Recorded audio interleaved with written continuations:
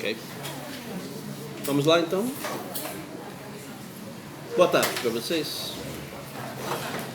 Vamos agora à nossa terceira aula do curso. Essa terceira aula é dedicada ao tema do liberalismo clássico e liberalismo republicano. Temos um slide para terminar do republicanismo institucional, sobre as desvantagens dessa teoria. Logo em seguida já começaremos a falar sobre liberalismo clássico, que vai ocupar a maior parte da nossa explicação, e vamos terminar falando sobre sobre liberalismo republicano. Então vamos lá. O item que está faltando a respeito do republicanismo institucional.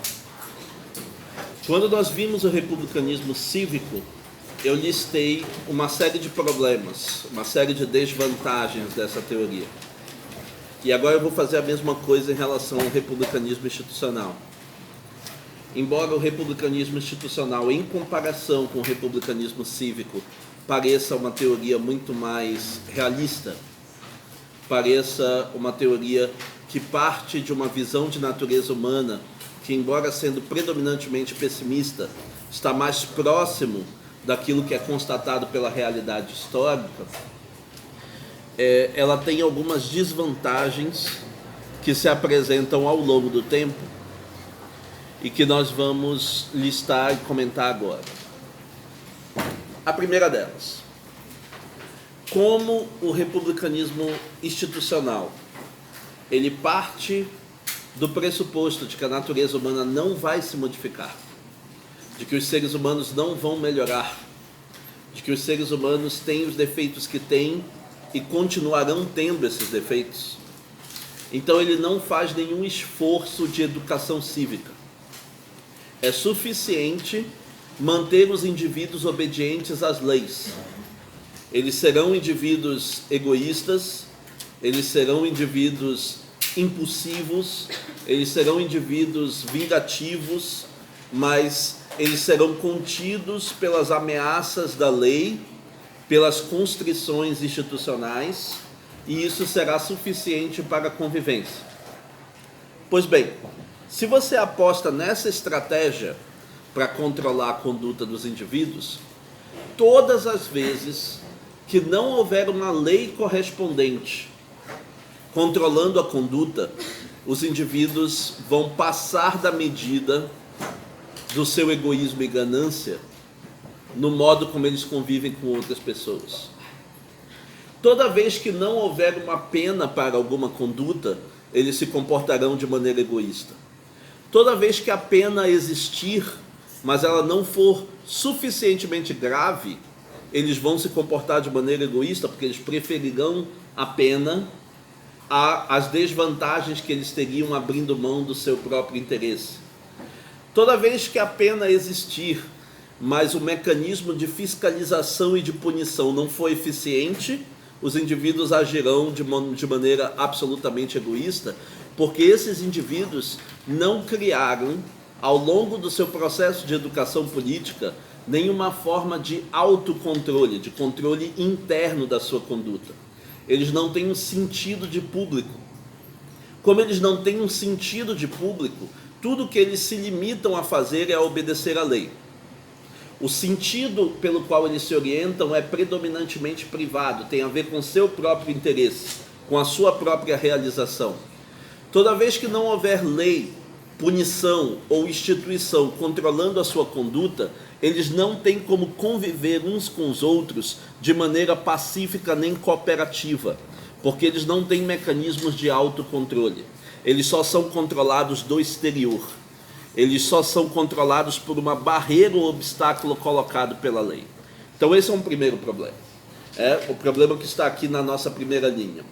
Fomenta o individualismo, competição, materialismo e cultivo da esperteza.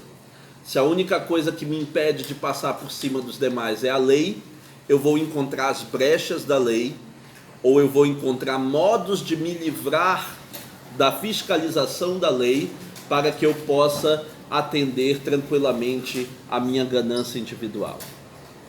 2. que já estava implícito. É incapaz de formar um espírito cívico, solidariedade e senso de sacrifício.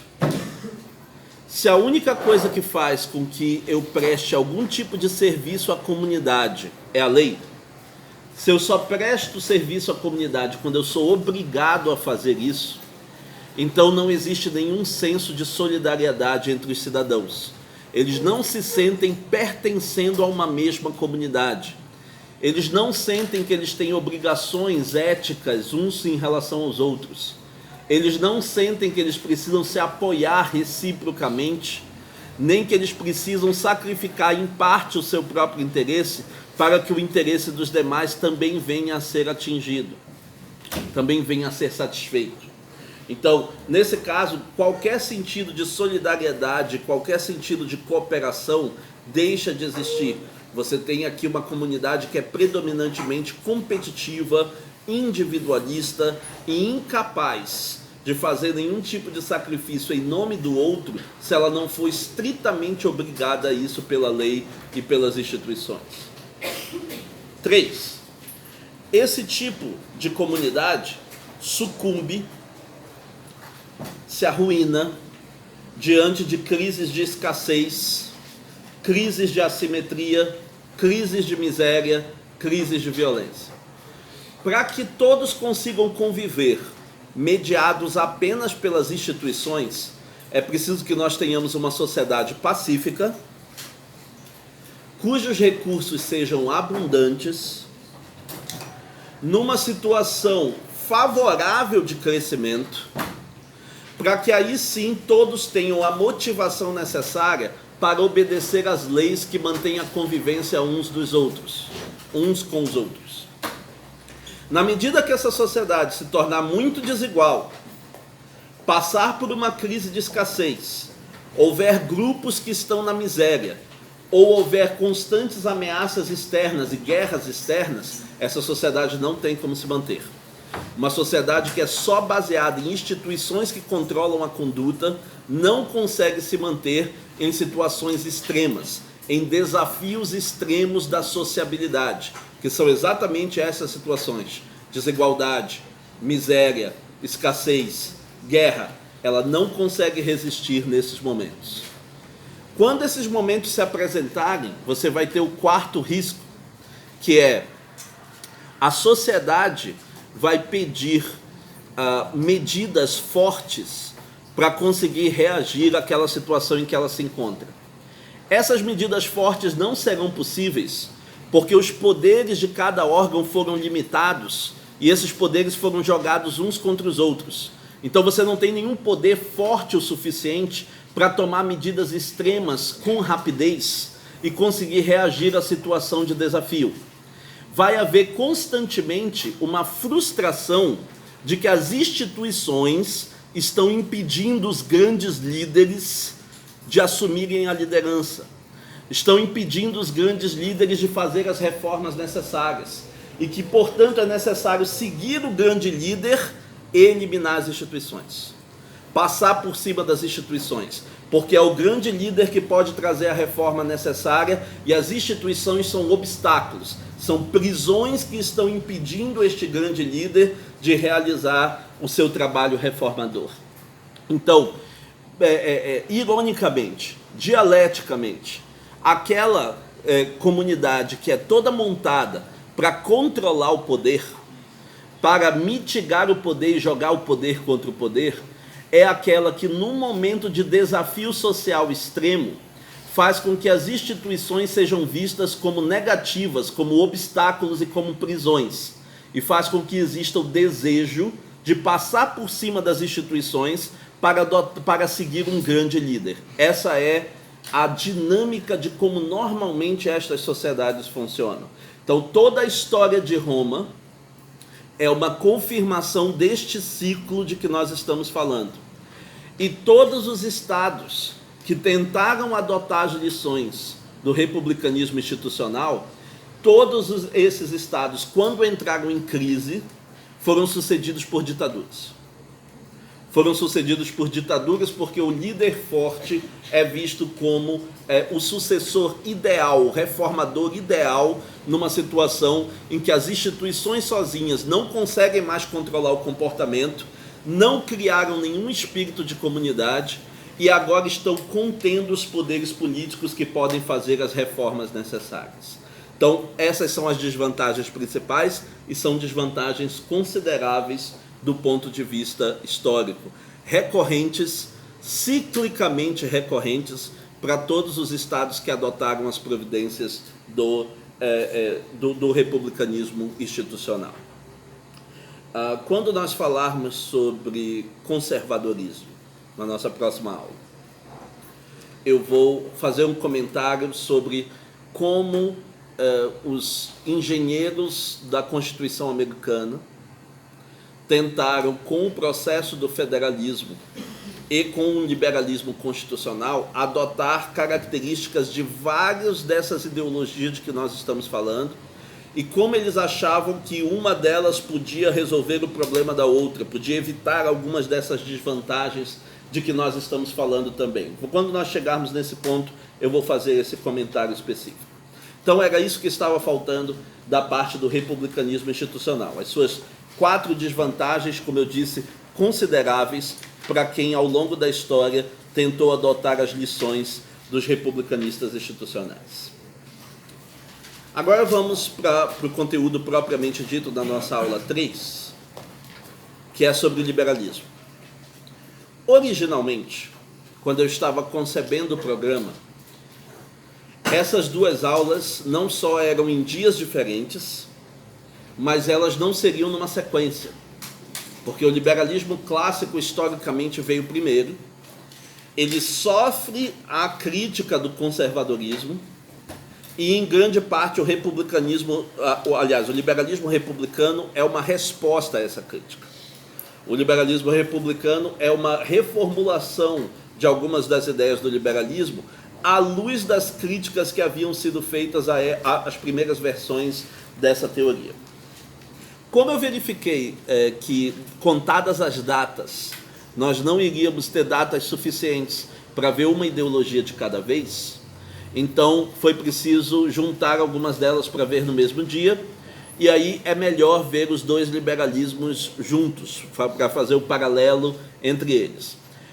No entanto, eu coloquei no final do liberalismo clássico um slide sobre as críticas que foram feitas ao liberalismo clássico do ponto de vista do conservadorismo, do socialismo e do anarquismo, porque isso já nos ajuda a visualizar como as propostas do liberalismo republicano foram respostas a essas críticas feitas ao liberalismo clássico. Então vamos lá, vamos começar falando do liberalismo clássico, que é o nosso objeto principal de hoje. Da mesma maneira que eu fiz com as outras ideologias, eu forneço aqui uma caracterização inicial. Vamos começar comentando essa caracterização.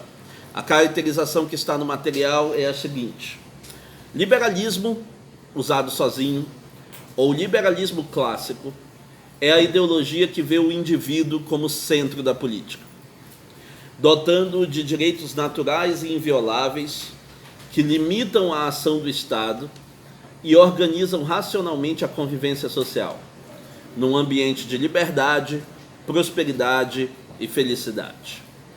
Esse é o modo como normalmente o liberalismo se autoconcebe. É aquilo que faz com que o liberalismo se diferencie das ideologias que vieram antes. Ela é a primeira ideologia política a colocar o indivíduo no centro da consideração política. É a primeira ideologia política a atribuir a esses indivíduos direitos subjetivos invioláveis e considerar que toda a ordem política se estrutura em função desses direitos, em função dos direitos que são atribuídos aos indivíduos.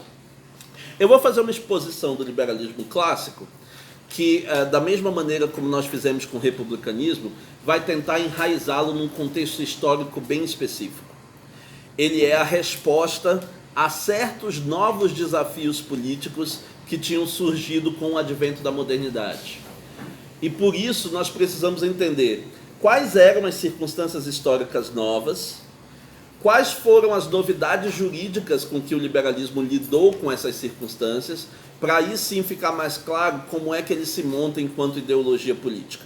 É preciso ficar muito claro não apenas a novidade do liberalismo em relação às ideologias anteriores, mas também como o liberalismo respondeu de modo mais eficiente que as ideologias anteriores aos desafios novos colocados pela modernidade. E isso é que deu a ele uma centralidade e uma capacidade de renovação dentro da configuração moderna que as outras ideologias não tiveram. Nós vamos comentar sobre isso ao longo do tempo. Então vamos começar com essa lista aqui dos pensadores que ilustram, como eu fiz da outra vez. Os dois primeiros, Locke e Smith, seriam suficientes para nós entendermos a configuração básica do liberalismo. Normalmente se diz Locke contribui com o liberalismo político, Smith com o liberalismo econômico, e no amálgama dos dois você entende o que era a configuração liberal dos séculos 17 e 18. Essa formulação está em parte correta, ela faz uma separação artificial entre liberalismo político e econômico. Não é muito claro como um poderia sobreviver sem o outro.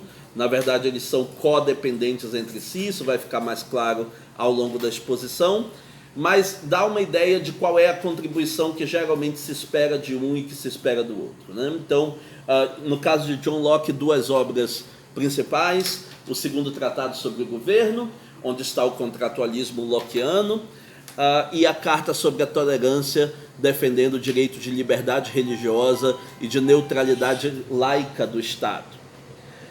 Em Adam Smith, A Riqueza das Nações é normalmente a obra citada para falar do seu liberalismo econômico.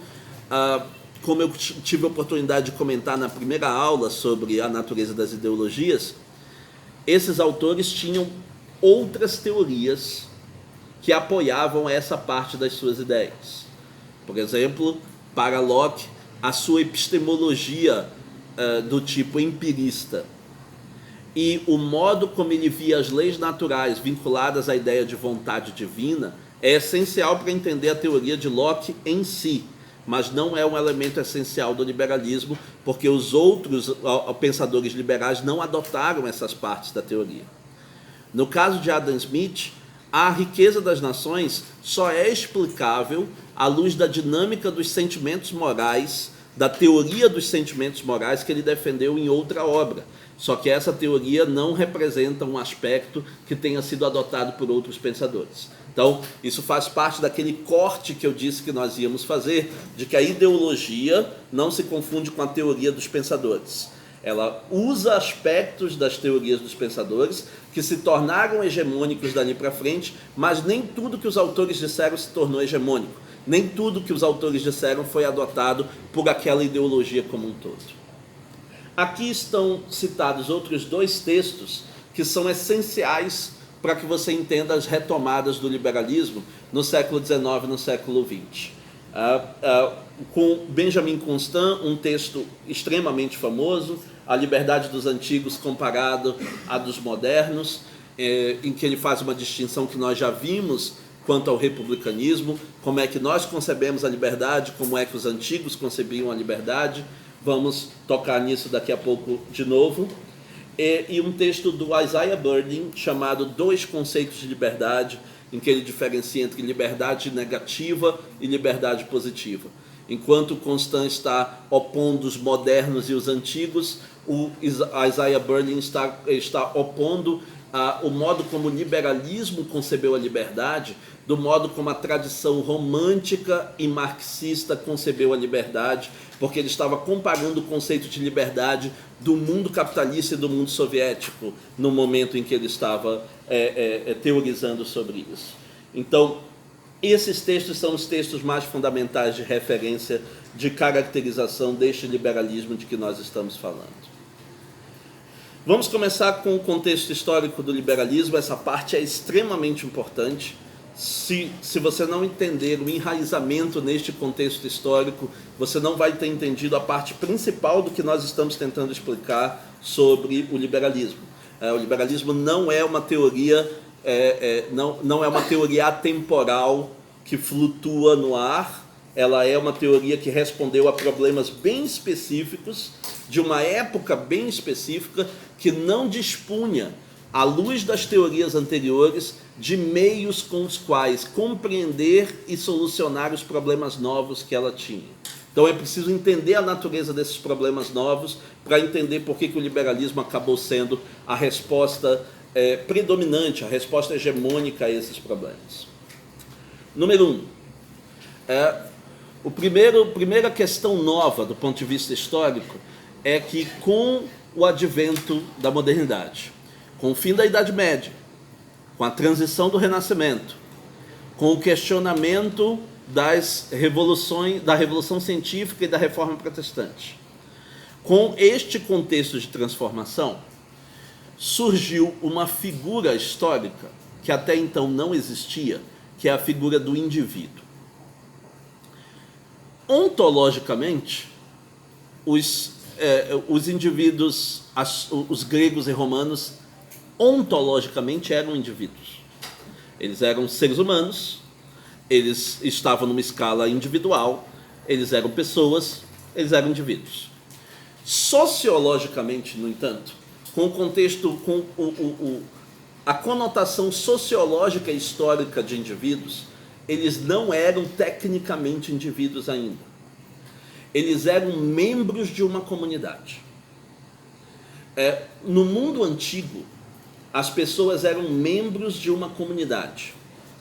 Elas eram filhas de alguém, pertenciam a uma certa família, iam dar continuidade a uma certa profissão já definida, uma profissão que já existiu antes dela e vai continuar existindo depois.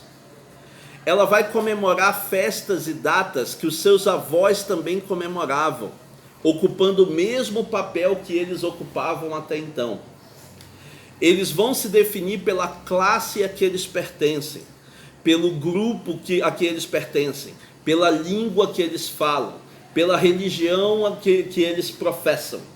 Eles não vão se definir do modo individual como nós estamos acostumados a definir o indivíduo, como uma pessoa única, que tem as suas próprias aspirações, que não se confundem com as aspirações da sua família, ou da sua religião, ou do seu grupo, ou da sua profissão. Essa figura, a figura de um indivíduo que se autodefine, que se orienta pelas suas próprias aspirações, essa figura é uma figura nova, que surge no século XVI, a partir do momento que as tradições religiosas e sociais até então vigentes entram em crise. Não existia o indivíduo no sentido sociológico no mundo antigo, porque o indivíduo, as pessoas que existiam, os seres humanos que existiam, estavam embebidos em tradições específicas. Eles eram definidos em função dessa tradição, eles eram definidos pelo seu papel e seu lugar social, e eles reproduziam uma tradição que existia antes deles. É a partir do momento que essas tradições entram em crise, que agora elas não conseguem mais definir quem o indivíduo é. Então, o lugar econômico que, por exemplo, os servos medievais ocupavam, em que você nascia filho de um camponês e se tornava por isso camponês, em que você ia cuidar daquele pedaço de terra que o seu pai tinha cuidado e o seu avô tinha cuidado, em que você era filho do ferreiro e por isso aprendia aquele mesmo ofício e iria dar continuidade àquela oficina que o seu avô tinha tido e o seu bisavô tinha tido. Essa organização econômica, ela deixou de existir com o fim do feudalismo. A partir do momento que os servos passam a ter propriedade sobre as suas terras, ou com o advento do mercado, passam a ter dinheiro suficiente para se mudarem para a cidade, na cidade eles não são mais camponeses. Na cidade eles não são mais definidos pela família a que eles pertencem, porque ninguém conhece essa família. Na cidade eles não estão dando continuidade à profissão dos pais e dos avós, porque essa ficou lá na cidade que eles abandonaram, na verdade na vila que eles abandonaram. Agora eles são definidos simplesmente pela sua busca de condições de vida melhor numa cidade, em que eles se reinventam a si mesmos sem os grilhões daquela posição econômica anterior. A partir do momento que a tradição religiosa católica é desafiada pela reforma protestante, você não se define mais por um mundo que é totalmente organizado pelo catolicismo. O catolicismo tem que conviver com diversas outras religiões que disputam a organização do mundo e a interpretação dos textos sagrados, e agora a religião sozinha não consegue organizar o mundo inteiro, porque há indivíduos de várias religiões que precisam conviver uns com os outros numa organização que não pode ser necessariamente católica, porque nem todos são católicos, nem necessariamente luterana, porque nem todos são luteranos, nem necessariamente calvinista, nem necessariamente batista. Ela não pode se vincular necessariamente a nenhuma dessas. Os indivíduos têm que ser capazes de se autodefinir para além da tradição familiar, religiosa, social, cultural a que eles pertenciam antes. E agora surge esta figura, que é a figura da pessoa que se define a si mesma pelas suas escolhas, que escolhe qual vida ela quer ter, que escolhe qual profissão ela quer ter, que escolhe qual é o sonho que ela quer realizar, que escolhe que futuro ela quer ter. Esta figura não existia antes. Essa figura surge no século XVI. Essa figura vai exigir uma nova configuração política que responda a ela.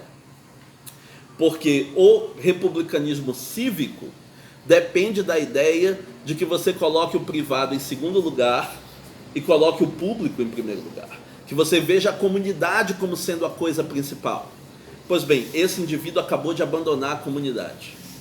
A comunidade a que ele pertence agora, por exemplo, nas cidades italianas, foi recentemente formado entre uma série de comerciantes que até uma geração atrás eram camponeses, que estão reinventando as condições da sua vida, que tem comércio com pessoas das mais diversas cidades, que não se identificam com aquele solo especificamente. Você tem uma condição que é completamente nova do ponto de vista histórico. Então aqui você tem um indivíduo moderno. O indivíduo moderno, como está na linha colocada aqui, ele é não tradicional no sentido de que ele não é definido pela tradição, ele está para além das tradições a que ele pertence. Ele pode ter tradições culturais, tradições religiosas, mas ele é mais do que isso, ele se autodefine como mais do que isso, e como sendo inclusive capaz de escolher não ter mais aquela tradição, capaz de escolher se voltar contra elementos daquela tradição, se assim for o caso. O indivíduo racional, o indivíduo que não é predominantemente orientado pelo mito como a sua organização, como a organização do mundo. Ele é predominantemente orientado por decisões racionais que podem se explicar por condições mundanas, geralmente por um cálculo muito concreto de vantagens e desvantagens que estão colocadas em cada situação. E esse indivíduo é, para usar um termo que o Weber vai tornar extremamente conhecido, ele é um indivíduo autointeressado. Ele é um indivíduo voltado para a realização do seu próprio interesse e não da comunidade. Ele não está interessado em se sacrificar pela comunidade. Ele está interessado em realizar o seu próprio interesse. Ele está interessado em realizar o seu próprio sonho, o seu próprio interesse, maximizar a sua própria utilidade. Ele é o indivíduo que coloca a si mesmo numa condição de maior importância que os outros indivíduos. Ele coloca a sua família numa condição de maior importância que as outras famílias. Ele coloca a sua profissão e os seus objetivos numa condição de superioridade em relação às outras. Então esse é um indivíduo autointeressado. Essa é uma figura nova.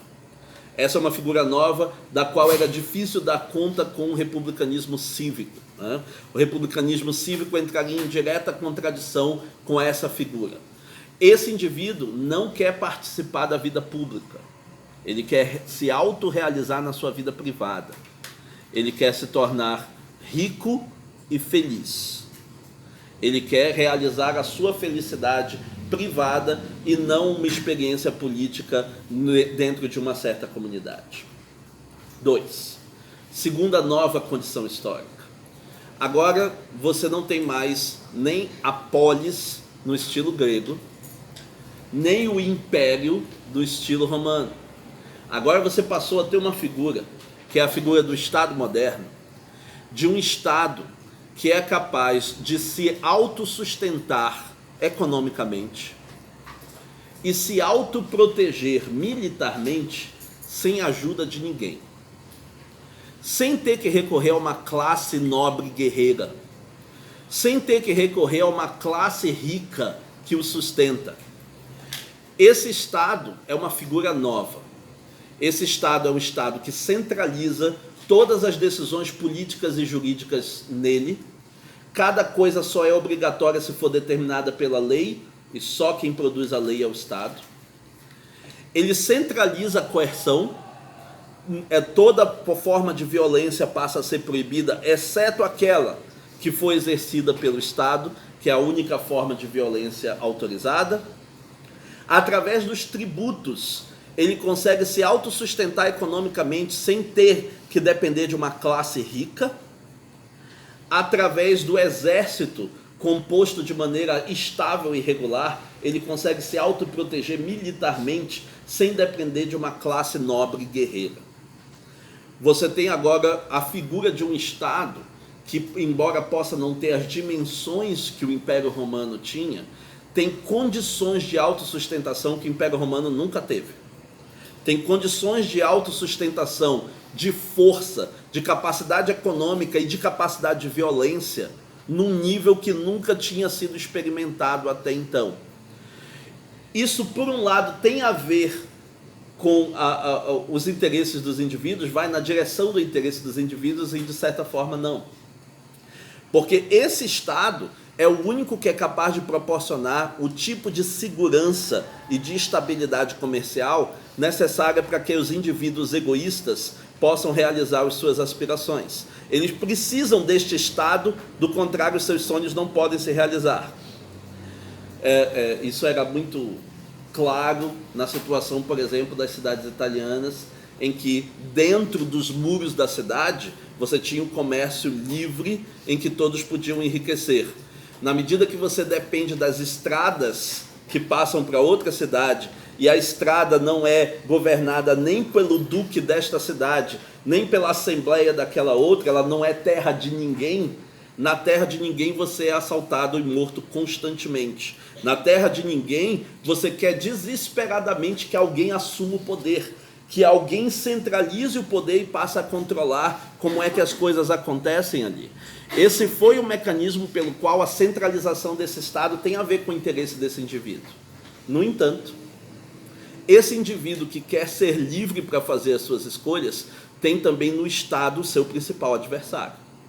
O Estado é aquele que, pela lei, pode me obrigar a qualquer coisa. E se ele pode me obrigar a qualquer coisa, então ele é a ameaça constante à minha liberdade. O Estado é condição e é o principal inimigo da minha liberdade. Sem o Estado forte, eu não tenho como ter uma vida individual livre, mas com o Estado forte eu temo todos os dias e todas as noites pela possibilidade de ser vítima da arbitrariedade estatal. Esta condição, esta contradição entre as duas coisas é a que precisa ser resolvida pelo liberalismo. O liberalismo precisa de um Estado forte que não invada a esfera de escolha do indivíduo. Ele vai ter que resolver esse problema. Terceiro, agora você tem uma economia capitalista. Uma economia que não é predominantemente local. Pelo contrário, ela depende de viagens, de estradas, de navegação, de comércio.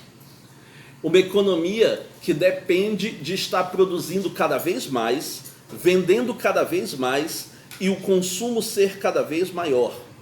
Uma economia que não é como as economias cíclicas da antiguidade e da Idade Média. Uma economia para manter o padrão constante de produção e de consumo que já se tinha antes. Ela é uma economia para se estar produzindo cada vez mais, vendendo cada vez mais e consumindo cada vez mais. E para isso ela precisa constantemente de novos recursos, de mais capital, de mais crédito, de mais investimento, de novos mercados e de novas oportunidades de venda. você tem agora um tipo de economia que só sobrevive se ela crescer. Né? Para fazer a metáfora que normalmente é utilizada no liberalismo neoclássico, sobre assim como os tubarões só conseguem viver se eles estiverem se mexendo, se eles pararem eles morrem, a economia capitalista só consegue sobreviver se ela estiver crescendo. Essa é a única possibilidade. Não existe economia capitalista de manutenção, não existe economia capitalista que se mantenha num ciclo de estabilidade. Economia capitalista e ciclo de estabilidade são o contrário um do outro. E por isso, quando se chegar naqueles que são os postulados a respeito das crises inevitáveis do capitalismo, isso está diretamente ligado a essa condição que se manifesta desde o início. Então você tem uma economia capitalista que é dependente tanto da segurança quanto da liberdade. Se você tiver estado de menos, você tem uma condição de insegurança em que o capitalismo é impossível. Você precisa assegurar a propriedade privada, você precisa assegurar o mínimo de segurança nas estradas, você precisa da segurança nas feiras comerciais, você precisa de uma moeda unificada, você precisa de peso unificado, você precisa de uma série de providências que sem o Estado não tem como surgir. E com o Estado demais, não tem como ter capitalismo. Com o Estado demais, você tem um Estado que quer interferir diretamente nas decisões sobre produção, circulação e consumo, ou que quer sobreonerar o processo produtivo e reprodutivo do capitalismo, e neste caso não tem como o capitalismo se manter. Aqui você tem, de novo, a mesma situação, o mesmo tipo de paradoxo. Tem um paradoxo aqui em que o capitalismo precisa apenas da medida certa de Estado, o suficiente para não ter insegurança, mas não demais para ter a sua liberdade ameaçada. Essa é a nova configuração histórica. E essa nova configuração histórica não tem como ser resolvida pelo republicanismo institucional. Porque o que o republicanismo institucional queria evitar era a tirania. Mas para evitar a tirania, basta que o Estado não vá longe demais nas suas arbitrariedades. O que agora, nesta nova situação, o indivíduo e o mercado requer, não é um controle do Estado simplesmente para ele não se tornar tirânico. É um controle do Estado na medida certa entre segurança e liberdade, para tornar possível as escolhas individuais e a circulação capitalista. Essa é a nova configuração. E nessa nova configuração, você precisa de novas medidas, você precisa de novos remédios que vão ser utilizados para resolver os novos problemas. Nesse outro slide, nós temos as 3 contribuições jurídicas novas do liberalismo. 3 dispositivos políticos com os quais as ideologias anteriores não contavam e que o liberalismo criou ou aperfeiçoou em função dos seus objetivos. Primeiro, a ideia de direitos naturais. Existe uma discussão sobre se existiam ou não direitos subjetivos na antiguidade. Eu não vou entrar nesta discussão. Os historiadores têm uma posição sobre isso. O justnaturalismo tem outra posição sobre isso. Mas isso não nos interessa. O que nos interessa é o seguinte: embora na Grécia e em Roma fizesse sentido a ideia de que as pessoas tivessem direitos a certas coisas, fizesse sentido os direitos subjetivos, você não tinha a ideia de que alguém pudesse ter um direito subjetivo que não tivesse sido a lei que deu. Os direitos subjetivos eram consequências de decisões de autoridades. Os cidadãos tinham os direitos subjetivos que a lei havia atribuído a eles. Sem lei, você não tem direitos subjetivos. Portanto, a ideia de direitos subjetivos que são não jurídicos é uma ideia que na antiguidade, na Idade Média, é uma autocontradição, ela não faz sentido. O que você tem como uma invenção nova, um dispositivo novo aqui, é a ideia de que os indivíduos têm direitos antes da lei. De que os indivíduos têm direitos pré-legais ou pré-jurídicos, de que eles têm direitos naturais. Direitos a que eles fazem jus pelo simples fato de serem seres humanos. Ou, no máximo, pelo fato de serem seres humanos racionais, de serem seres humanos capazes de exercitar a sua razão no nível teórico do conhecimento e no nível prático do exercício da sua liberdade. No máximo, esta condição. Essa é uma novidade. Então, a primeira novidade que está aqui, direitos naturais, são direitos individuais, são direitos pré-jurídicos, eles existem antes do direito. Quando a lei for traçada no Estado moderno, vai se imaginar não que são as leis que criam os direitos, mas sim que são os direitos que dão base de sustentação às leis. As leis são legítimas porque elas protegem direitos que já existiam antes delas. Agora você inverteu aquela que é a condição do direito romano, em que lex cria ius, em que a lei cria o direito subjetivo. Agora é o direito subjetivo que cria a lei. A lei, quando for criada no Estado, já será para proteger direitos que os indivíduos já tinham antes do Estado. Direitos que os indivíduos já tinham antes da existência da lei. Então, são direitos pré-jurídicos, invioláveis e fundantes da lei. Quer dizer, a lei é que se fundamenta neles e não o contrário. É bom manter aqui a ideia, porque nós vamos discutir sobre isso mais tarde, de que esses direitos de que se está falando aqui são exclusivamente direitos negativos. O que significa? São direitos de não ser violado, né? São direitos que eu tenho de proteção de certos interesses para que o Estado e outros indivíduos não violem esses direitos. Portanto, é o meu direito de não ser violado por outros, não é o meu direito de ser ajudado por ninguém. Eu não tenho direitos positivos, que são direitos de assistência. Eu não tenho direito que ninguém me dê nada, que ninguém me dê condições para fazer nada, que ninguém me dê meios de fazer nada. Os meios ficam por minha conta, eu corro atrás dos meios. Os direitos que estão dentro da ordem liberal clássica são apenas direitos negativos. O direito de não ter a minha vida violada, de não ter a minha liberdade cerceada, de não ter a minha propriedade tomada de mim. São estes direitos de que nós estamos falando. Direitos entendidos como direitos negativos. 2. Segundo dispositivo, a ideia do Estado de Direito, que surge ao mesmo tempo em 3 tradições diferentes, mas que convergem para uma mesma ideia. Você tem a tradição inglesa do Rule of Law, você tem a tradição francesa do Estado de Direito, do État de droit, e você tem uma tradição alemã, do Rechtsstaat. As 3 tradições surgiram em momentos diferentes, em governos diferentes, para resolver problemas históricos diferentes, mas elas acabaram confluindo numa mesma ideia central. A ideia de que o Estado só age legitimamente quando ele age dentro dos limites da lei.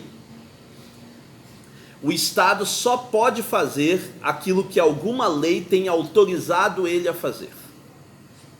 O Estado está limitado pela lei e toda vez que ele age para fora dos limites da lei, você tem um abuso que é automaticamente ilegítimo.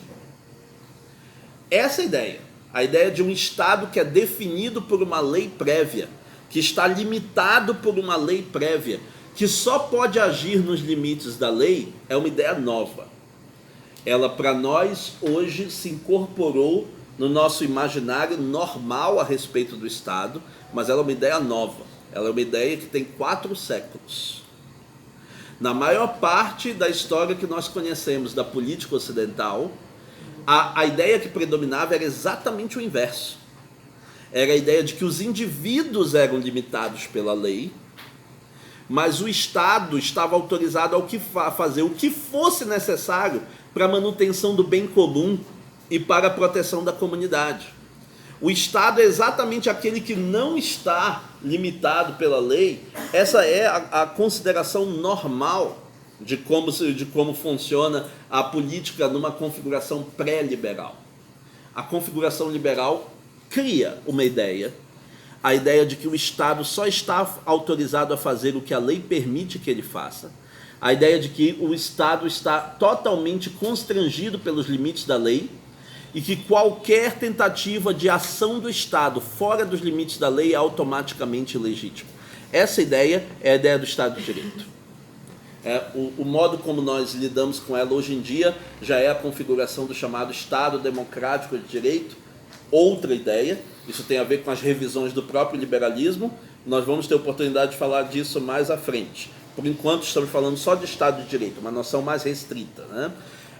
O Estado só pode fazer aquilo que a lei autoriza, mas a lei pode autorizar um monte de coisas, né? Basta que a lei tenha dito que ele pode fazer, mas isso vai se aperfeiçoar conforme essa ideia vá sendo revista ao longo do tempo. Então, você tem aqui o Estado de Direito, a limitação da ação do Estado ao que é autorizado pela lei, a limitação absoluta do Estado ao que está autorizado pela lei. 3. A Constituição. Agora, nós vamos mostrar o conceito de Constituição da maneira oposta a como ele costuma ser mostrado. Ele costuma ser mostrado, a Constituição, como sendo uma norma mais importante que as outras normas, porque ela define os direitos básicos e a organização do Estado, e por isso ela deve ser mantida intacta devido à relevância política das suas determinações. Normalmente ela é apresentada assim. Vamos apresentar de outra maneira. A Constituição, ela é o remédio liberal contra a ameaça que representa a democracia. A democracia implica a vontade da maioria, em princípio. E a vontade da maioria pode ser bastante contrária às liberdades individuais e à liberdade do mercado.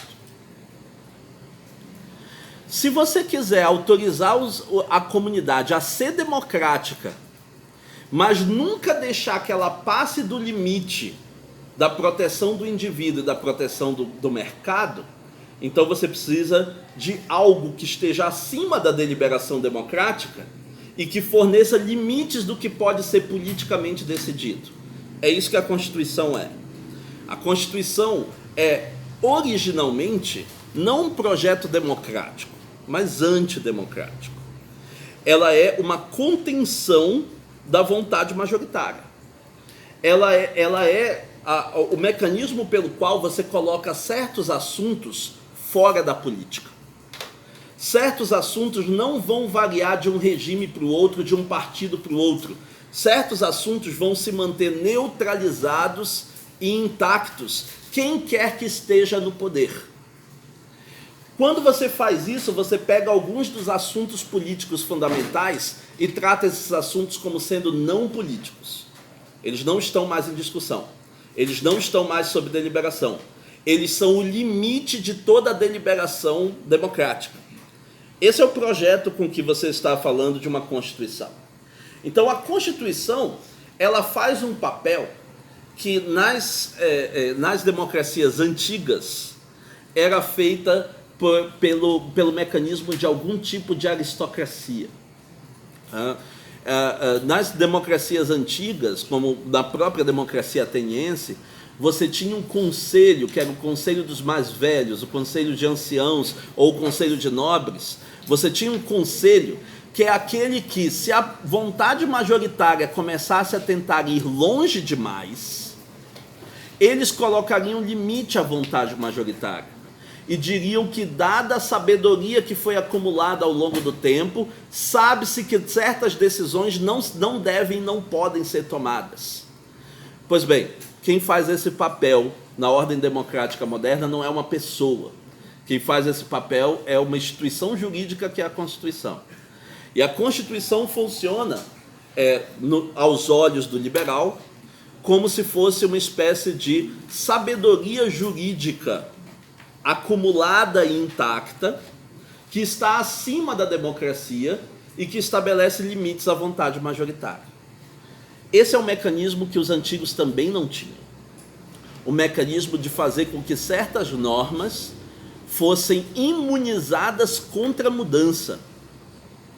e pudessem estabelecer uma estabilidade intacta, mesmo com as flutuações políticas de que quem está no poder a cada momento.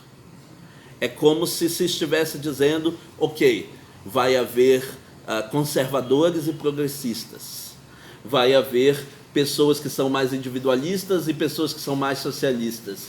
Tudo isso vai existir dentro da disputa democrática. Mas quem quer que esteja no poder não poderá alterar estas circunstâncias básicas aqui. E é nestas circunstâncias básicas que estão colocadas aqueles limites de negociação entre a centralização do Estado, o indivíduo e o mercado capitalista. É lá que está colocado esta configuração básica. Então, o liberalismo criou um mecanismo de autoestabilização, que é o de colocar as suas principais decisões, as suas bases de manutenção, fora da democracia, acima da democracia, intactas por qualquer que seja a decisão majoritária, e deixar as outras decisões para serem tomadas por quem estiver no poder a cada momento. Eles podem tomar a decisão que eles quiserem, porque nenhuma delas ataca aquelas condições fundamentais de manutenção daquelas relações que foram estabelecidas e foram neutralizadas por meio do mecanismo da Constituição. Então, veja, a Constituição é uma proteção da forma do Estado e da lista de direitos básicos em relação às chamadas flutuações políticas. O que são as flutuações políticas? Quem está no poder a cada momento. Se pensa mais assim ou mais assado, se favorece mais isso ou mais aquilo. Você tira das flutuações políticas aquele conteúdo, porque aquele conteúdo ou é imodificável, ou para ser modificado precisa de uma maioria qualificada tão rara de ser atingida, que na prática isso significa que ele é imutável. Que na prática isso significa que ele está para além das flutuações políticas. Então, há agora 3 armas jurídicas que o liberalismo tinha e que nenhuma ideologia anterior tinha, nenhuma ideologia anterior teve, e com a qual ele consegue uma estabilização daquelas que são as suas condições principais. Com base nisso, se monta agora a situação que define o liberalismo, né? O triplo cenário. Normalmente, quando você tiver que definir que uma certa teoria, uma teoria liberal clássica, para ela ser uma teoria liberal clássica, ela tem que defender esses 3 círculos ao mesmo tempo, ela tem que defender esses 3 cenários ao mesmo tempo. Então vamos lá. Número 1, o cenário político. No cenário político, você precisa defender uma configuração do Estado em que o Estado é mínimo. Esse Estado mínimo significa que ele se limita à proteção dos direitos que os indivíduos possuem, atuando para impedir ou punir violações. E só. É só isso que ele faz. Ele não planeja nem promove o crescimento econômico, ele não regula as ações do Estado, ele não dirige a atividade nem econômica, ele não influencia a atividade cultural, ele não faz nada disso. Tudo que ele faz é garantir direitos no sentido puramente negativo. Ele garante que ele não vai invadir a esfera daqueles direitos e que se aquela esfera for invadida por outros indivíduos, eles serão punidos. É isto que ele faz. Esse é o estado vigia noturno de que se fala no liberalismo clássico, que é meramente um protetor dos direitos, mas lembrando, como os direitos de que nós estamos falando são negativos, são direitos de não violação, então ele garante esses direitos ao não violá-los e ao punir aqueles que violaram. É meramente isso que ele faz. Então, no cenário político, o Estado mínimo, vigia noturno, protetor dos direitos individuais. 2. No cenário econômico, é um mercado livre, diverso e competitivo que possa trazer as condições de enriquecimento e de prosperidade. Então, um dos motivos básicos pelos quais o liberal clássico defende o Estado mínimo é porque ele acredita que a melhor organização social é uma organização que vai surgir das condições naturais do mercado. Então, aqui é onde entra não apenas a teoria do Adam Smith, mas uma certa versão exagerada e abusiva desta teoria que foi incorporada dentro do liberalismo clássico, que é a seguinte ideia. A ideia de que, como o capitalismo ele funciona na configuração liberal a partir de leis de oferta e procura, isso significa que aquilo que a maioria dos indivíduos querem gera uma alta demanda. Ao gerar uma alta demanda, faz com que os produtos e serviços que correspondem àquelas necessidades se tornem mais valiosos e mais caros. Uma vez que eles são mais valiosos e mais caros, mais pessoas vão tentar produzir aqueles produtos e fornecer aqueles serviços, o que significa que aumenta a oferta. Ao aumentar a oferta, em algum momento, essas duas flutuações deixam de flutuar, elas alcançam um equilíbrio. E você tem a perfeita harmonia entre oferta e procura, em que os recursos sociais foram alocados exatamente onde as pessoas querem e precisam que eles estejam. Agora vejam só, se você se concentra nisso e parte da ideia de mão invisível, parte da ideia de que vai haver um equilíbrio natural, que vai ser encontrado ao longo do tempo, em que a perfeita dose de oferta e de procura vão se equilibrar entre si. E dessa maneira, os recursos sociais vão ser utilizados para aquilo que os indivíduos de fato querem e de fato precisam. Disso você extrai a seguinte conclusão. Então, o mercado é um mecanismo muito mais sábio do que qualquer Estado já foi para determinar quais são as reais necessidades e interesses dos indivíduos e atendê-los a partir da oferta de produção correspondente. Para utilizar aquilo que está no próprio Smith, né, a famosa passagem do Smith que diz que não é a bondade do leiteiro e do padeiro que você deve ao atendimento das suas necessidades. O leiteiro não está fazendo o leite que você quer porque ele se importa com você. Ele está fazendo porque ele quer o lucro. Mas a única maneira de ele obter o lucro é ele atender a uma demanda que já exista. E, portanto, ele é obrigado, na sua busca egoísta de lucro, a se voltar para aquelas que são as demandas de outros indivíduos e atender essas demandas com o seu trabalho. Portanto, ele está dirigindo o seu trabalho exatamente para aquilo que a sociedade mais precisa. Como é que eu sei que ele está indo para o que a sociedade mais precisa? Porque, como ele quer o lucro, ele quer o produto que seja o mais bem remunerado possível. O mais bem remunerado é aquele que tem mais demanda. E ter mais demanda significa que mais pessoas querem, mais pessoas precisam daquilo. Isso significa, então, que o mercado tem um mecanismo invisível e impessoal de perfeita alocação dos recursos, onde estão os interesses e necessidades dos indivíduos, que nenhum Estado é capaz de ter, que nenhuma burocracia é capaz de reproduzir, que nada é capaz de reproduzir. Então, quando você diz, vamos retirar o Estado para ser Estado mínimo, e vamos deixar o restante por conta da busca individual, por meio da competição entre os indivíduos, você não está fazendo isso porque você acha que assim os indivíduos vão, embora estando numa condição de escassez e de carência, eles não têm como resolver as suas necessidades. Não é como se você estivesse abandonando os indivíduos à miséria. Na visão do liberal é exatamente o contrário que está acontecendo. Quando você tira o Estado, isso significa que quem regula as condições de produção e satisfação das necessidades sociais é o mercado. E o mercado, através da lei de oferta e procura, tem uma sabedoria de alocação que ninguém tem. Se ele tem uma sabedoria de alocação que tende para o equilíbrio com o passar do tempo, quanto mais coisas nós deixarmos para o mercado, melhor. quanto mais nós deixarmos para o mercado a alocação de toda a produção, de toda a circulação e de todo o consumo, mais o trabalho social vai ser utilizado exatamente para atender as demandas dos indivíduos.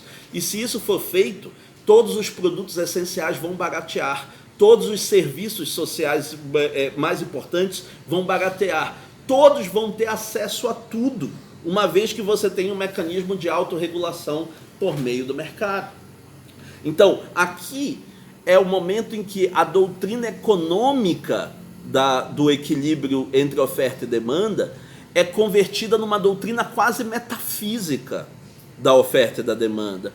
A doutrina de que o mundo se organiza por si mesmo.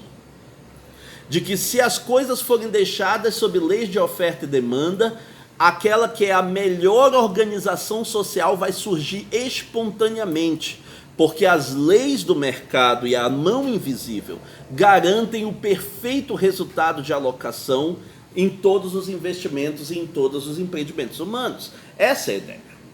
Então, quando você defende aqui um mercado livre, diverso e competitivo, por um lado, porque você acredita que o sistema capitalista seja o melhor sistema econômico. Mas por outro, porque você acredita que o mecanismo de mercado, de oferta e procura de mão invisível, é o melhor mecanismo de alocação de recursos sociais. E por isso, você tem que deixar o Estado fora disso.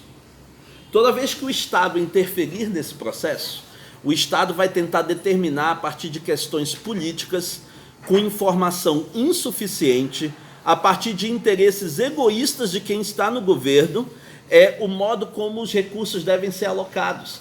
Ou seja, a alocação do Estado vai ser sempre imperfeita em comparação com a do mercado. Dentro desta visão, quanto mais Estado você tiver interferindo nos negócios sociais, mais distorção e desequilíbrio você tem inevitavelmente. É por isso que você precisa da doutrina você precisa da doutrina da liberdade de mercado, aqui do liberalismo econômico, para poder sustentar a doutrina política do Estado mínimo, porque senão não faz sentido. Senão o Estado mínimo seria aquele que nos deixaria completamente desassistidos e desprotegidos, e nós não teríamos condições de atingir nenhuma felicidade. É apenas quando você complementa a ideia de onde o Estado não está, quem está é o mercado, e o mercado é o melhor alocador de todos os recursos sociais, é apenas aí que você pode ter a ideia de que o mercado vai promover maiores condições de felicidade. Você precisa elevar o liberalismo econômico à condição de quase uma doutrina metafísica, de garantia dos resultados sociais perfeitos, para que você possa aí sim confiar no mecanismo do Estado mínimo e da alocação natural de mercado. 3. No cenário cultural, você defende uma cultura laica e racional, no sentido público. O aspecto público da cultura é que ela vai ser laica, não religiosa, racional, ela não vai ser mantida meramente pela tradição, nem pela superstição, ela vai ser mantida com base em informação, com base em conhecimento, com base nos dados, com base na experiência concreta, e, portanto, ela vai ser racional. Mas, ao mesmo tempo, se garante que no âmbito privado, cada um acredita no que quiser. Cada um acredita no que quiser, por mais irracional que seja. Esse é um problema de cada um. Cada um busca o que quiser, por mais que os outros não compreendam por que aquilo é valioso. Isso é um problema de cada um. Cada um escolhe os seus próprios objetivos, crenças e convicções. Para isso, você precisa, então, ter ao mesmo tempo uma ordem que no espaço público seja racional e laica, mas que no espaço privado deixe espaço para o pluralismo.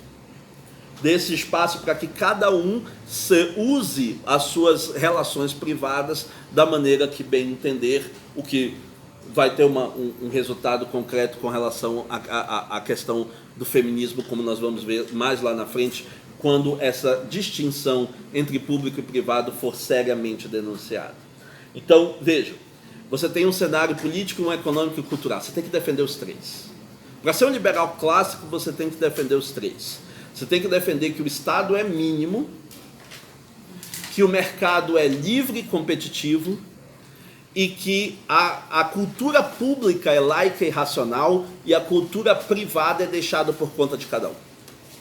Isto é o que normalmente se defende no liberalismo clássico. Isso vai ser importante para quando nós virmos a nova direita mais à frente, quando nós virmos o neoliberalismo mais à frente, para certas coisas que são incompatíveis com o liberalismo clássico, né? Que são naturalmente incompatíveis do modo como o liberalismo clássico funciona. Mas vamos voltar a isso mais à frente. A liberdade que nós estamos falando, 4 observações sobre ela. A liberdade é o valor mais importante do liberalismo, 4 importantes observações sobre ela aqui. Primeiro, ela é exclusivamente negativa, né? Ela é definida, ironicamente, por um dos autores que o liberalismo tomou como seu adversário, que é Thomas Hobbes. Thomas Hobbes é o primeiro pensador moderno a definir liberdade como sendo ausência de impedimento. Liberdade é a possibilidade de eu fazer o que eu quero sem sofrer restrições ou impedimentos, sem sofrer obstáculos. A ausência de obstáculo, a ausência de impedimento, a ausência de coerção, essa é a liberdade. Então, o modo como ela é definida do liberalismo implica apenas que não há ninguém me impedindo. Apenas isto. Portanto, digamos, nós todos temos liberdade de passarmos a nossa vida viajando pelo mundo. Neste sentido, sim. Ninguém está nos impedindo. Nós temos os meios para isso, mas essa é a parte da liberdade positiva. Nós não temos os meios para isso. Nem o Estado, nem o mercado, nem nenhuma das nossas condições pessoais, pelo menos da maioria de nós, nos dá os meios necessários para isso. Mas não há ninguém nos impedindo, não há uma lei que proíba isto, nós não vamos ser perseguidos se nós tivermos os meios e os utilizarmos assim. Portanto, a liberdade do liberalismo é uma liberdade meramente negativa, de ninguém impedir você, de não haver nenhum tipo de interferência ou obstáculo sobre o exercício da sua liberdade. 2. Ela é a liberdade que se exercita ao mesmo tempo em todos aqueles 3 cenários. Ela é a liberdade de fazer escolhas, porque você tem que dar a liberdade para aquela figura nova chamada indivíduo que surgiu, e esse indivíduo quer fazer escolhas contra a sua própria vida, ela é liberdade para ele fazer isso. Ela é liberdade de pensar, esse indivíduo é pós-tradicional, esse indivíduo é racional, a cultura pública é uma cultura secular, etc. Ela é a liberdade de empreender no âmbito econômico e ela é a liberdade de consumir. Empreender tanto no sentido de extrativismo, produção industrial e comércio, os 3, né? E a liberdade de consumir ao mesmo tempo. Portanto, quando o liberalismo se configura, ele se configura como uma defesa da liberdade, que é ao mesmo tempo a liberdade do indivíduo de ser quem ele quiser ser, no âmbito cultural, e a liberdade do indivíduo de ser empreendedor e consumidor no âmbito econômico. As duas são configuradas como sendo a mesma liberdade. Só tem como defender uma defendendo a outra, por causa da relação que existe entre os 3 cenários que nós vimos no slide anterior. 3. Essa liberdade não abarca a participação política. Ao contrário dos antigos, do republicanismo cívico, que acha que você só é livre se você tem completo controle sobre a sua vida, e para isso você tem que ser governante, guerreiro e juiz, o liberalismo concebe uma liberdade que seria possível você ter mesmo não participando absolutamente da vida pública. Bastaria que os seus direitos fossem respeitados. Bastaria que os seus direitos fossem respeitados, e em grande parte é exatamente isso que vai ser exposto como contradição pelas formas do governo prussiano-alemão. A Prússia vai ser o grande experimento para mostrar que uma monarquia centralizadora pode garantir direitos aos indivíduos sem dar a eles nenhuma participação nas decisões governamentais, e que isso não é contraditório com o liberalismo. Que isso não é contraditório com o liberalismo, porque não existe nada de democrático no DNA com que o liberalismo clássico surge. Quando o liberalismo clássico diz que os indivíduos têm que ter direito de votar, que eles devem ser cidadãos, é sempre por um motivo secundário. É o motivo seguinte: se não forem eles próprios a tomarem as decisões, se for outra pessoa, então eles não vão ter garantias de que os seus direitos não serão violados. Então, eu votar, eu participar da vida pública, não é um elemento necessário da minha felicidade ou da minha autorrealização. É simplesmente uma garantia de que eu vou poder exercitar o meu poder de escolha na direção do meu interesse e na direção dos meus direitos. É simplesmente uma garantia para que os meus direitos não sejam desrespeitados. Então, os liberais clássicos falam da participação política como sendo uma garantia, um elemento coadjuvante, porque o elemento principal são os direitos individuais. O elemento principal são as liberdades individuais. 4. Essa liberdade não teve nenhum problema historicamente de ser compatibilizada com várias formas de submissão e inclusive de escravidão. A mais óbvia, a submissão feminina. Não havia para o liberal clássico nada de contraditório no fato de que, de todos os seres humanos que estavam na comunidade política, apenas a metade masculina deles tinha direitos garantidos diretamente, tinham possibilidade de participação política garantida diretamente e tinha profissões dentro do âmbito público. A metade feminina estava não apenas privada desses direitos, como tinha que produzir em casa um trabalho doméstico não remunerado, não reconhecido, que era absolutamente essencial para a manutenção daquela comunidade, mas que passava como invisível para esta comunidade.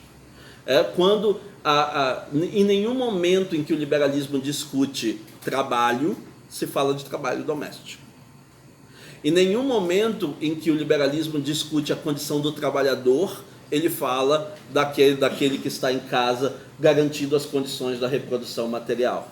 Então, aqui é um daqueles casos em que, assim como a liberdade ociosa dos gregos dependia dos escravos e das mulheres, a liberdade do indivíduo liberal da Inglaterra, da França, dos Estados Unidos, dependia de que, em grande parte, a reprodução material fosse garantida por uma classe não livre. E essa classe não livre começa pelo caso das mulheres. A segunda dessas classes não livres é a submissão negra, certo? Boa parte dos estados que praticaram ativamente o comércio de escravos e o uso da escravidão eram estados liberais. Eram estados que tinham declarações que asseguravam a liberdade como um direito natural de todos os indivíduos e que, no entanto, praticavam sistematicamente a escravidão sob algum tipo de argumento de por que aquele direito não se aplica a certos indivíduos ou por que eles podem ser livremente escravizados da maneira como eram. Então, o mesmo liberalismo que coloca a liberdade como seu elemento central restringe seletivamente quem é aquele que tem a sua liberdade de fato protegida. Não foi contraditório com o fato de você ter colônias.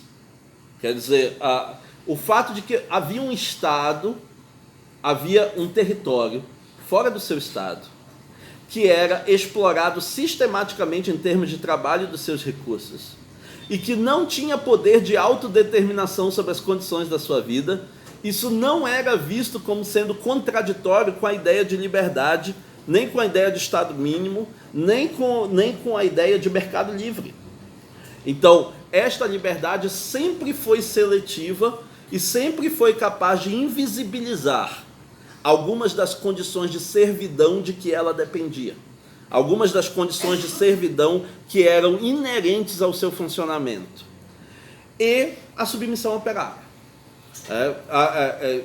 Neste caso, você tem uma estratégia de invisibilização de que você tem uma classe pobre que é suficientemente carente e miserável para aceitar qualquer trabalho e quaisquer condições de trabalho e que, portanto, está numa situação semelhante, em tudo semelhante à condição do escravo, isto era invisibilizado a partir do fato de que, juridicamente, tudo aquilo era obtido de modo contratual.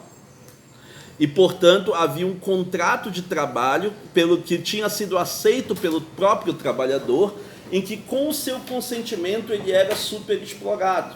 E esta figura jurídica do contrato era utilizada, era explorada para fazer parecer que existia liberdade de consentimento, onde havia diretamente submissão e exploração semelhante àquela que era típica do processo de escravidão. Então, assim como a grande civilização grega depende da submissão feminina, depende dos escravos, depende dos comerciantes que não têm direitos, o liberalismo do século XVII, do século XVIII, o auge daquelas que eram as nações liberais, dependem de um mecanismo de submissão. E isso torna complicado você sustentar o argumento de que essas nações enriqueceram devido ao livre mercado.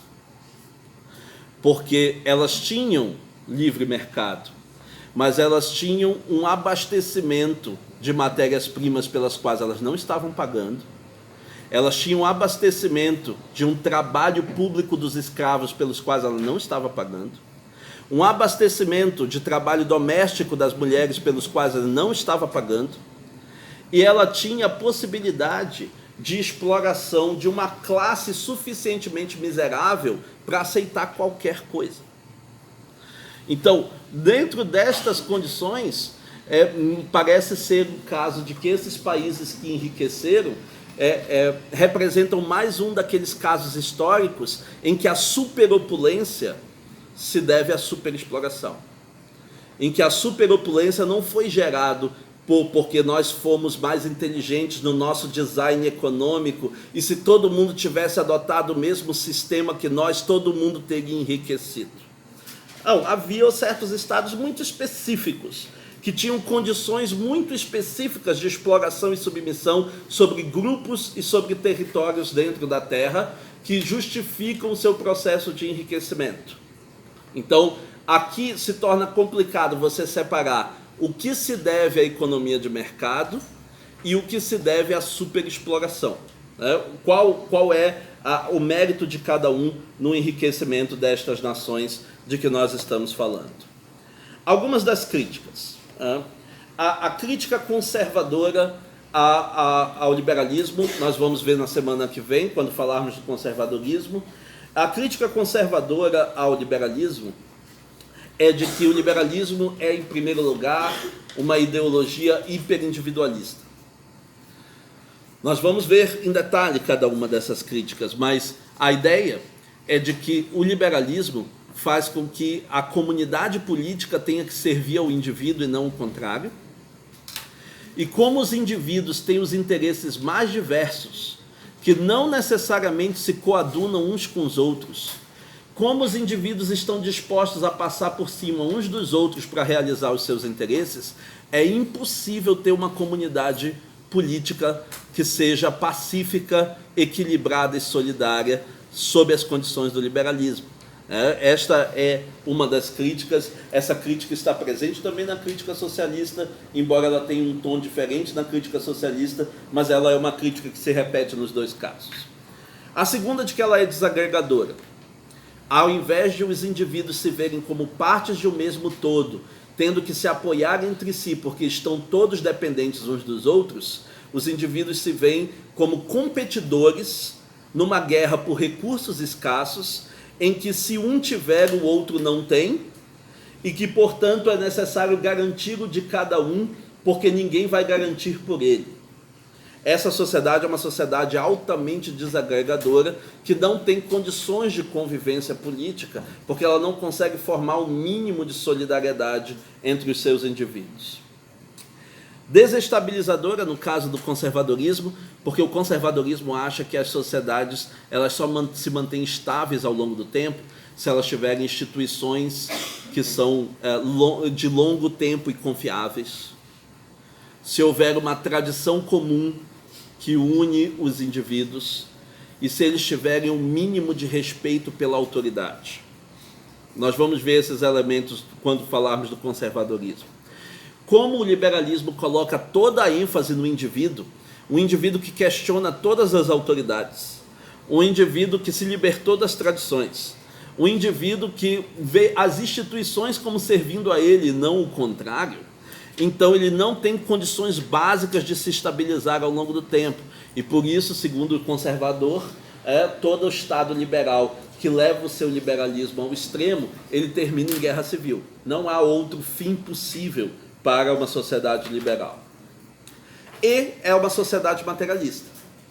Se você fez com que os indivíduos agora definam os seus próprios fins egoisticamente, de um modo que não leve em conta a tradição religiosa, nem a tradição familiar, nem a tradição cultural, então todos aqueles que eram os valores maiores e transcendentes dos indivíduos foram afastados.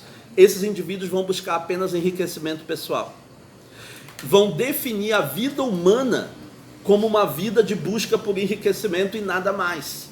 E, portanto, vão empobrecer a sua experiência humana como sendo uma experiência de mera busca por bens e serviços de consumo. Isto faz parte das críticas do conservadorismo. O socialismo repete as duas primeiras críticas. O liberalismo é hiperindividualista, o liberalismo é desagregador por ser hiperindividualista, mas, além disso, ele coloca duas outras críticas. A de que o liberalismo é consensualista, quer dizer, que o liberalismo tem uma visão de sociedade segundo a qual estamos todos no mesmo barco e existe algo que seja do interesse de todo mundo ao mesmo tempo. Segundo o socialismo, isso esconde o fato de que a sociedade é dividida, de que a sociedade é dividida em grupos que têm interesses contrapostos, que não há nada que favoreça o interesse de todo mundo ao mesmo tempo, porque há uma constante disputa de interesses e há uma constante disputa de espaço e influência política entre grupos que são rivais. E que é apenas trazer essa rivalidade à tona que estabelece o que é verdadeiramente político. O que é político é a luta dentro desta disputa de que nós estamos falando. Todas as vezes que o liberalismo insistir na necessidade de nós encontrarmos um consenso entre todo mundo, um acordo entre todo mundo, acordo entre todo mundo significa prevalência da visão do grupo que está na posição de vantagem. Então, ser consensualista é ver a sociedade como unitária em vez de dividida, como uma sociedade onde todos podem cooperar com todos, porque existe um interesse que favorece a todo mundo ao mesmo tempo, e em que é possível um acordo que favoreça de fato todo mundo. Mas a sociedade, em vez disso, é dividida numa disputa de interesses, num conflito por espaço, em que nada é capaz de satisfazer ao mesmo tempo a todo mundo, e é essa disputa que é a política, e não esse acordo. Esse acordo é a negação da política. É esta disputa que é verdadeiramente o elemento político na visão socialista. E é uma sociedade exploratória. A tal liberdade de mercado depende da submissão do trabalho. Então, só existe liberdade com submissão dentro do liberalismo. E, portanto, a liberdade do liberalismo vai ser sempre liberdade seletiva. Ela vai ser sempre liberdade daquele que está em condições de submeter e explorar o trabalho. Porque aquele que não estiver nessas condições precisa se submeter e ser explorado necessariamente.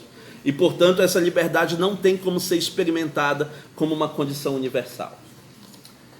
A crítica anarquista é, em primeiro lugar, de que o liberalismo é uma ideologia opressora, mas isso tem a ver com as definições de opressão do próprio anarquismo. Como o anarquismo acha que toda forma de coerção estatal é opressão, não existe coerção legítima. Onde houver coerção, a liberdade e a humanidade dos indivíduos está sendo negada. Você não está tratando o ser humano como ser humano, você está tratando o ser humano como um animal que tem que ser obrigado a fazer coisas. Se você parte desta concepção, então o liberalismo é uma visão opressora, porque ele tenta mostrar que se for num determinado formato e numa determinada dose, a coerção estatal é uma coisa boa. A coerção estatal é uma coisa que você deveria obedecer, é uma coisa que você deveria aceitar. Que nós precisamos do Estado, porque sem esse Estado nós temos uma condição de insegurança, uma condição de guerra de todos contra todos. Sem esse Estado nós nos devoraríamos uns aos outros. A visão do anarquismo não é essa, né? A visão do anarquismo é que o Estado é um mecanismo para fazer com que certos grupos tenham privilégios sobre outros. O que você teria sem Estado é uma condição em que todos teriam que assumir que são dependentes uns dos outros e teriam que ter um comportamento cooperativo, porque aqueles que tivessem um comportamento conflitual seriam naturalmente eliminados pelos outros. E, portanto, a condição humana natural para o anarquista é a cooperação, não é a competição. Quem promove a competição é a desigualdade. É a desigualdade econômica e política. Essa é que faz com que exista a competição. Se você despe os indivíduos de todas essas condições, digamos, ricos e pobres, nobres e plebeus dentro de um barco, se eles naufragam numa ilha e têm que agora sobreviver sob essas condições, sem contar com nenhum dos privilégios, sem que o seu dinheiro signifique absolutamente nada, eles vão ser obrigados a cooperar uns com os outros. Eles vão ser obrigados a cooperar uns com os outros, eles vão ser obrigados a conviver em conjunto e a partir de uma condição de respeito igual, senão vai ser impossível que a convivência entre eles sequer ocorra. Então, a perspectiva anarquista é de uma antropologia altamente positiva, né? Uma antropologia baseada na cooperação. Então, o liberalismo é cético da liberdade, na verdade, segundo o anarquista, porque o liberalismo quer a liberdade que seja defendida juridicamente por um Estado central. Ele não aposta na verdadeira liberdade para além do Estado. E, portanto, ele é cético da liberdade porque ele acha que se houver liberdade para além do Estado, vai haver guerra, inevitavelmente. E isso não é ser um campeão da liberdade, isso é ser cético da liberdade do ponto de vista do anarquista. E ele é cético em relação à cooperação. Ele acha que se os indivíduos forem deixados por si mesmos, sem um mecanismo de mercado e sem a coerção do Estado, eles se destroem uns aos outros. Eles são incapazes de conviver pacífica e cooperativamente.